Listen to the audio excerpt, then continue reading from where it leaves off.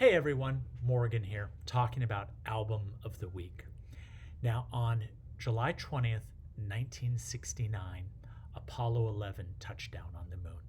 This is pretty much a landmark day in human history.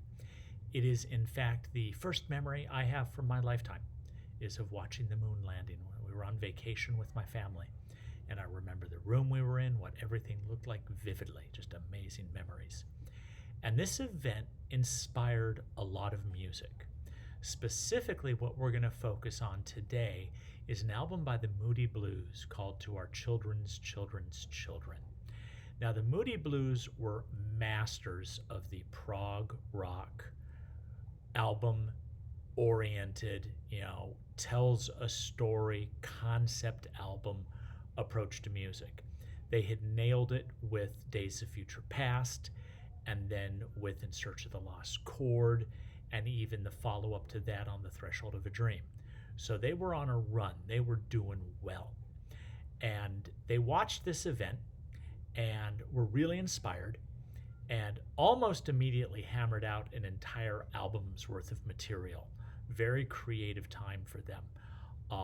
Got it recorded, and it was released, I think, by November of '69. It came out really fast after the moon landing. Now, the album itself starts off with a piece by Graham Edge, who was their drummer, and he wrote this spoken word stuff for a lot of the albums that were vocalized by a keyboard player named Mike Pinder. And it's a piece called Higher and Higher. And if you listen to it with a good set of headphones, it actually sounds like a rocket taking off. Okay, it sounds like the launch of a Saturn V, and it at times it was kind of misinterpreted for being a song about drugs, but in reality it was about science and space exploration. It's a really great piece. Then side one goes through. We've got a track called Eyes of a Child, written by John Lodge, Floating by Ray Thomas. Again, some people thought it might have been about narcotics. It was actually about weightlessness in space. Okay, a little bit of a reprise of Eyes of a Child, and then a really interesting piece that is just the guitar player, Justin Hayward, with an acoustic guitar and his vocals, called I Never Thought I'd Live to Be 100. Very retrospective piece. Followed up by another piece written by Graham Edge called Beyond, which is pretty much just an instrumental. And then the side finishes up with an amazing piece called Out and In, written by Mike Pinder, and to some extent John Lodge, the bass player. And this turned out to be really the breakout piece for the album. It got a lot of airplay. It was a part of their stage set for years to come. The first time I saw the Moody Blues was in 1981, and they were still playing it. And I think even when I saw them in '87, they were playing it. It had disappeared by the early '90s. I remember seeing them in 1993, and they did not perform it. So this is kind of the whole thing, from the launch, going up through space, getting to the moon. Okay, really amazing tracks. Now, this was recorded originally for an LP, for vinyl. So you had to turn it over. Side 2 started off with a track called Gypsy. And Gypsy was also a really strong piece. Got a lot of airplay. Still hear it on rock and roll radio today. Written by Justin Hayward.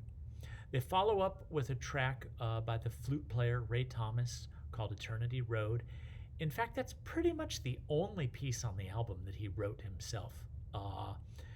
Then Candle of Life by John Lodge, Sun is Still Shining, and then Hayward had a follow-up to I Never Thought I'd Live to Be 100, much shorter piece called I Never Thought I'd Live to Be a Million. And they really bookend the album well. I mean, it's just amazing to have them on the opposite sides of the disc. And it finishes off with a track called Watching and Waiting. Now, the record company thought that would be the single. They thought that would be the successful track, and they released it as a single, but it did not get the airplay that they were hoping for. Now, the album itself was a huge hit with the fans, and it was a huge hit with the critics. It really captured the Moody Blues spirit well. Of all of their, original 7 albums, which the core of the band did after the 7th one, Mike Piner left, I think this is the best one. This is the one that I keep going back and playing more often than any other. I love all of them. There's just not one of those 7 albums that I don't like, but I keep coming back to this one for some reason. Okay, I think a lot of it probably has to do with how much I like space exploration and how fond I am of NASA and the whole Apollo missions to the moon. NASA liked the album also, and in fact, the Apollo 15 mission, which was Dave Scott commanding, they took a cassette of this and actually played it with them up in space. They played it as they were orbiting the moon, okay, which is really, really appropriate. Now, to really get the full feel for the album, you're going to have to turn the lights off, put them low. You're going to have your headphones on, okay?